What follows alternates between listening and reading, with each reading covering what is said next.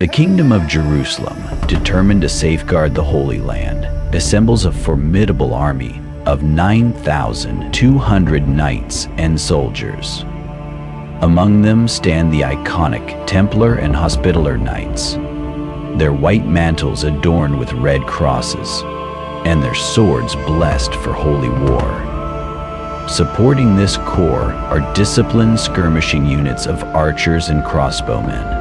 Their bows sharpened monster, the ranks swell further with devout pilgrims, hacksmen and spearmen who have traded their lives of peace for the call of crusade.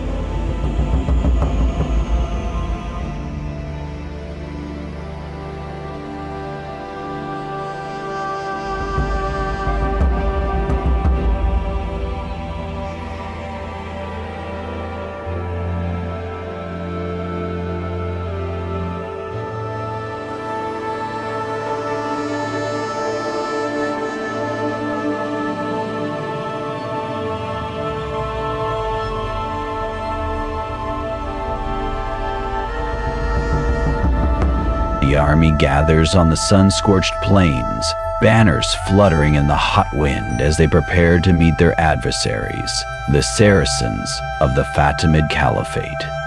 Across the dunes, an equally determined force of 1,1,6,0 men awaits them.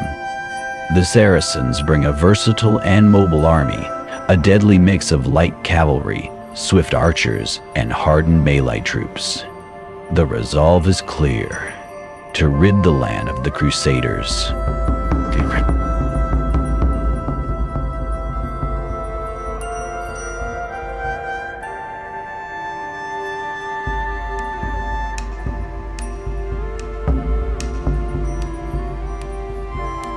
The Crusaders advance, their armor glinting in the desert sun, their footsteps raising clouds of dust. As they approach, tension thickens in the air. The skirmishing begins with the Crusader crossbowmen loosing their first bolts at the Saracen archers. The exchange is fierce, but the accuracy and power of the crossbows begin to take a toll. Saracen casualties mount as the Crusader line presses forward, emboldened by their initial success.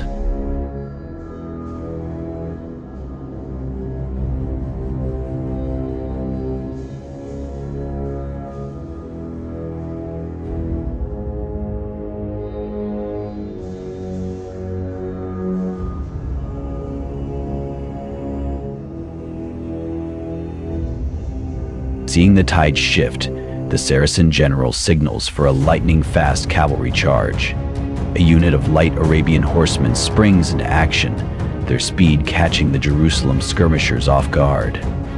Cries of alarm ring out as the Saracen cavalry tears into the ranks of crossbowmen, but the Crusader response is swift. Templar knights charge to intercept, while pilgrim heavy spearmen bolster the defense. Except the two attack, and the aggressive firmament causes Templar skirmishers off guard. After a heated skirmish, the Saracen cavalry is driven back, though not without inflicting casualties. As they retreat, they regroup for another assault, targeting the vulnerable ranged infantry once more.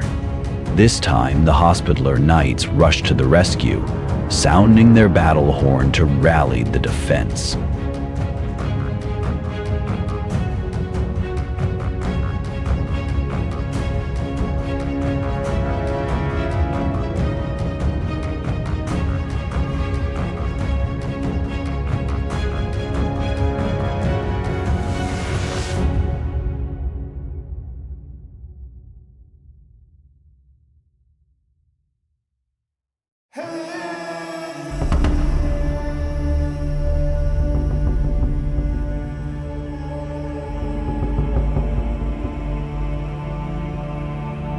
Hours into the battle, the Templar and Hospitaller knights prepare a bold flank attack on the Saracen left. With a thunderous charge, they crash into the enemy, wreaking havoc. The Fatimid general quickly redirects his cavalry to reinforce the flank, surrounding the Crusader knights. Despite their valor, the knights are overwhelmed and forced to retreat. but not before dealing significant damage.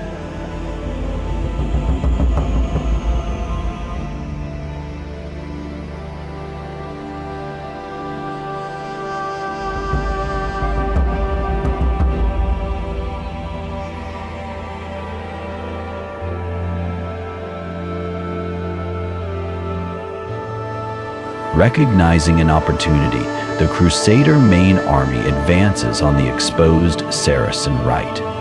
Heavy infantry and fresh skirmishers press the attack, determined to exploit the weakened enemy line. Iris.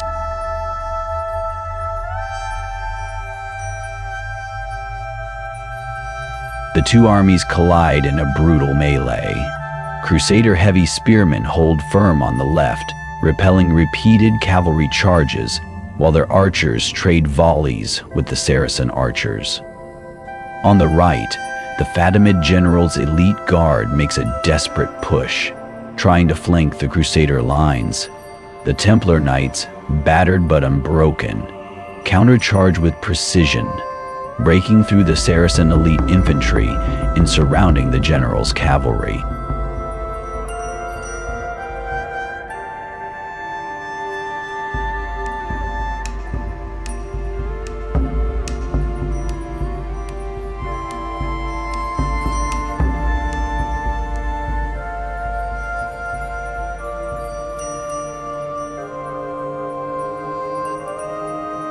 With their flank secure, the Crusaders launch a coordinated assault, enveloping the Saracen army.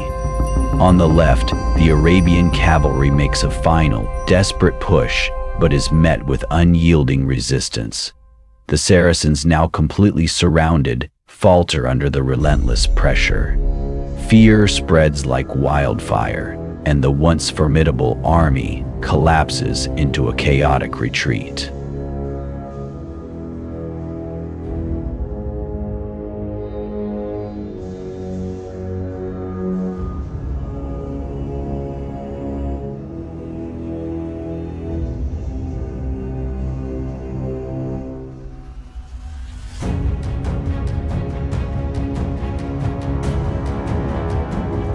As the Saracens flee, the Crusaders relentlessly pursue, cutting down those who cannot escape.